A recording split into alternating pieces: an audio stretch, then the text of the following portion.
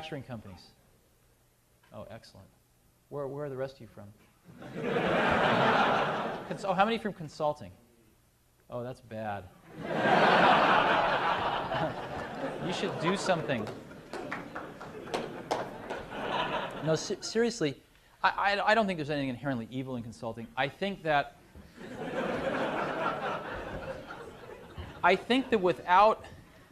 without owning something over an extended period of time, like a few years, where one has a chance to take responsibility for one's recommendations, where one has to see one's recommendations through all action stages and accumulate scar tissue for the mistakes and pick oneself up off the ground and dust oneself off,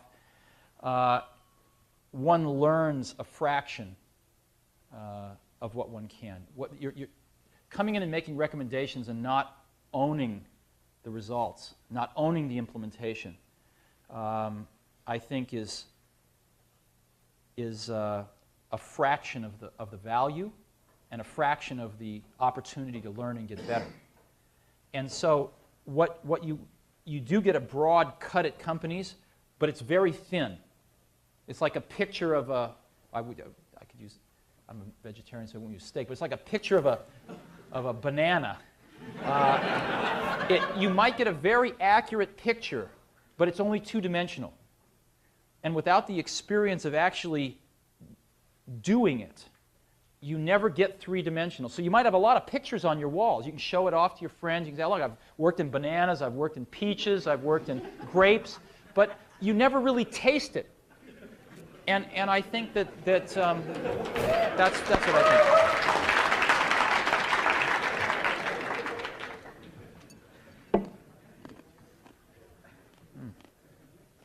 You're also a variable expense, and in hard times you find yourself.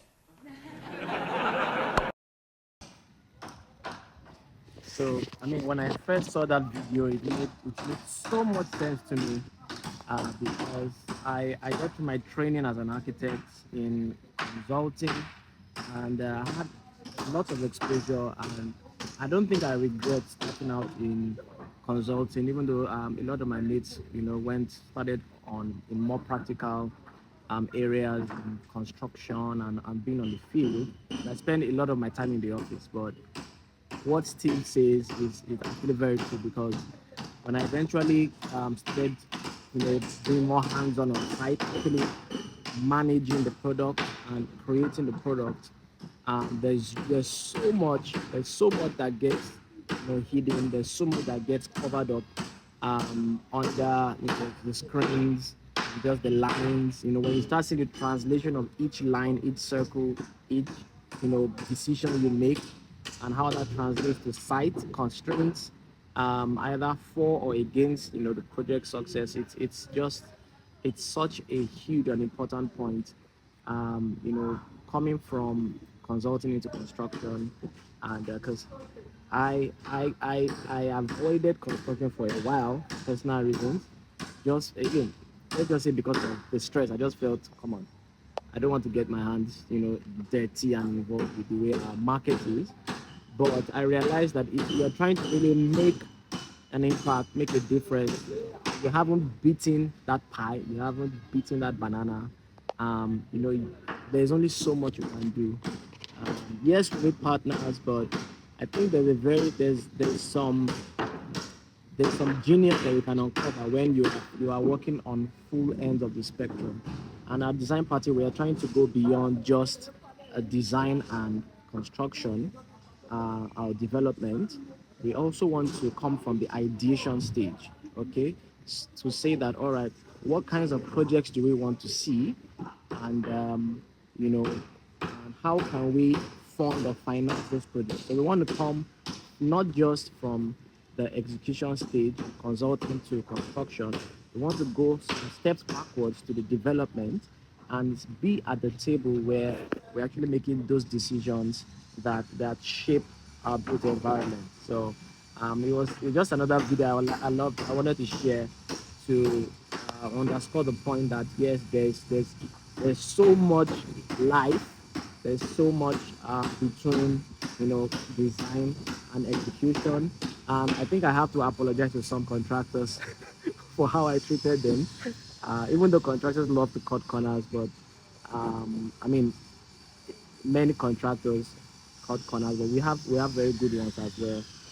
But it's good to actually appreciate the constraints that and the compromises that have to be made on site, and let there be a feedback loop back to the design table, back to the drawing table for the next project. And that iteration is where I believe genius can come. So if we have that feedback loop from construction to design to development to finance, construction to even the full life cycle, that's from facility management and post occupancy. And if we have that integration, that line, either through partnerships or through companies that want to be more turnkey, holistic solutions.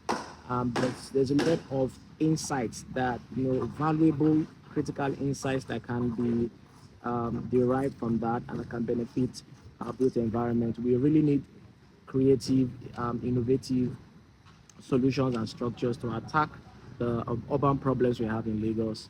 And this is just one way that we are doing it at Design Party, trying to go beyond design to actual, execution, and not just execution, but origination on the development side, and even getting involved in the capital aspect of the projects, so that we can create the kind of change that we want to see. So I'd love to hear your thoughts on this. If it made sense, please drop me a comment and share this so your colleague can also see.